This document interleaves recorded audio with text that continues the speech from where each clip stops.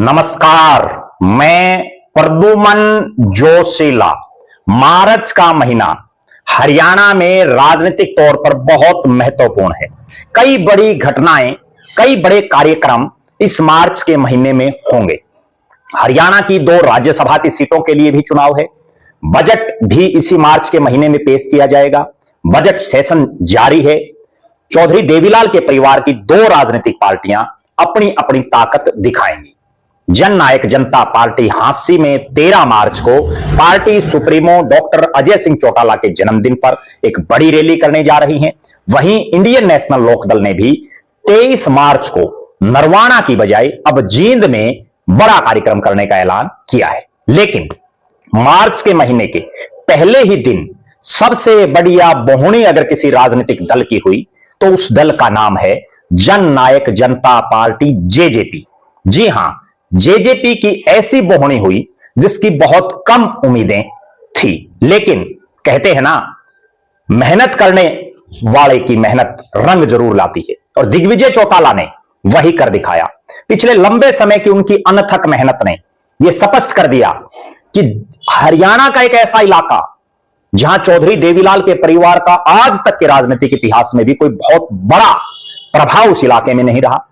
यूं तो हरियाणा के अलग अलग एरियाज में, अलग अलग लोकसभा क्षेत्रों में, अलग अलग विधानसभा इलाकों में चौधरी देवीलाल का परिवार चुनाव लड़ चुका है।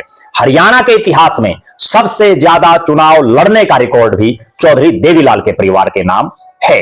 अलग अलग इलाकों से चुनाव लड़ने का रिकॉर्ड भी चौधरी देवीलाल के परिवार के नाम है। लेकिन एक ऐसा इलाका जो शहरी बाहुल्य और एनसीआर में आता है, साइबर सिटी जिसको बोलते हैं, यानी गुरुग्राम, मार्च महीने के पहले ही दिन गुरुग्राम से ऐसी जबरदस्त बोहनी हुई जेजेपी की, जिसने दर्शा दिया कि दिग्विजय चौटाला की मेहनत हरियाणा प्रदेश के हर इलाके में जेजेपी को निरंतर मजबूत कर रही है।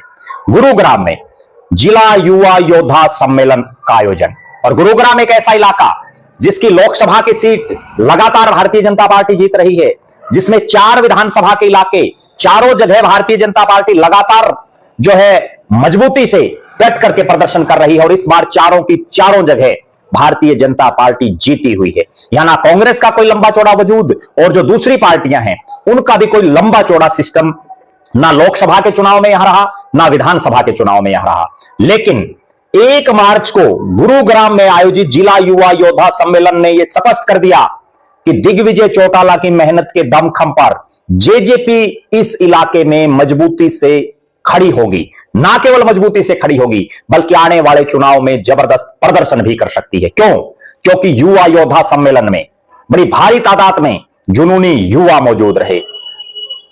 चारों विधानसभा इलाकों से उम्मीद से ज्यादा नौजवान इस कार्यक्रम में नजर आए, और मार्च के महीने में 13 मार्च के दिन हांसी रैली का निमंत्रण जब दिग्विजय चौटाला ने दिया तो युवाओं के चेहरे पर एक अलग ही ऊर्जा और खुशी का संचार देखने को मिला। गुरुग्राम के जिला युवा योद्धा सम्मेलन के बाद नारनौंद विधानसभा के गांव बुडाना में एक बड़ा जबरदस्त कार्यक्रम दिग्विजय चौटाला का हुआ, जिसमें बड़ी भारी तादाद में नौजवान और इलाके की सरदारी ने दिग्विजय चौटाला का साथ और सहयोग देने का वादा उनसे किया। मार्च के महीने के पहले दिन इतनी जबरदस्त परफॉर्मेंस के बाद अब यह निश्चित हो गया है कि 13 मार्च को हांसी की रैली में उम्मीद से ज्यादा नौजवान उमड़ेंगे, उम्मीद से ज्यादा युवा योद्धा उमड़ेंगे, जो हांसी से एक नई ललकार भरेंगे।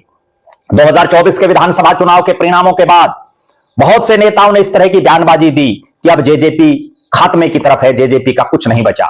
लेकिन जब 7 दिसंबर को जुलाना की धरती पर जननायक जनता पार्टी का स्थापना दिवस मनाया गया, उसके बाद लोगों को एक उम्मीद फिर हुई कि जेजेपी में वापसी करेंगे, और दोनों भाई बड़ा लंबा राजनीतिक जो है कामयाबी की तरफ एक उनका कैरियर जो है वो लोगों को नजर आने लगा।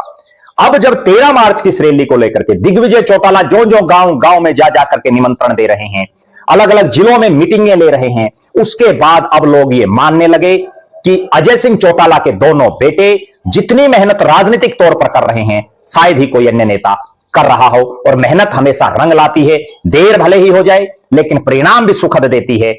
हमारी 13 मार्च की इस रैली पर निरंतर नजरें हैं। हर अपडेट से हम आपको अवगत कराते रहेंगे। आप दर्शक जरूर कमेंट करें, दिग्विजय चौटाला की मेहनत को लेकर के आपका क्या मानना है? 13 मार्च की रैली को आप किस नजरिए से देखते हैं? बहुत बहुत धन्यवाद। आपका अपना प्रद्युमन जोशीला।